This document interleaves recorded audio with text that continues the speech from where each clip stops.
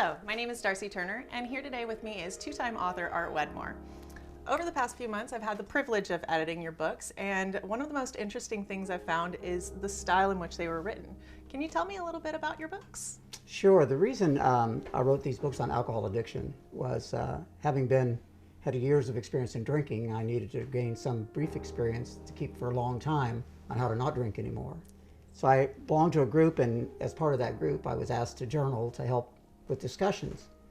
And as I journaled, I found that wasn't working for me, so I decided to write poetry. And the reason I wrote these books in poetry was, if you think back as a child, Mary had a little lamb, her fleece was white as snow, and everywhere that Mary went, the lamb was sure to go. See, we have a very rhythmic way of remembering things. And when something is really complex, like alcohol recovery, we have all these big words and books are written in really heavy ways. So I decided to write my books using simple poetry. For example, I have a poem in my first book called Self-Inflicted Death Sentence.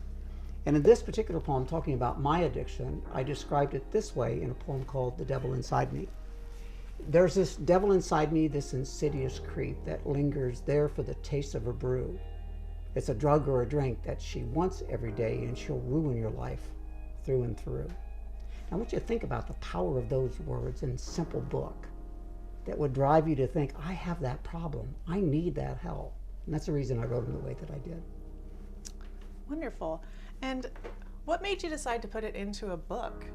Well, you know what? When you start journaling, someone actually approached me and they said, my God, your poetry is so impacting. I was getting vets that hadn't talked in a long time about they needed help to actually seeking help because they were listening, and I was reading my poems out loud in this group and they would start talking. So I realized, as an educator previously, as a speaker, as a businessman, and then as an author, that I had enough power in my words that if I could put them into the hands of others than just me, that perhaps if I saved one person from drinking again, I've saved one person from perhaps having a self-inflicted death sentence.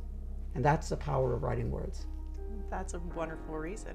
And if anybody's interested in finding your books right now, where would they be able to purchase them? I'm glad you asked that question. You can find them in Kindle, Amazon books, both an ebook and a paperback book.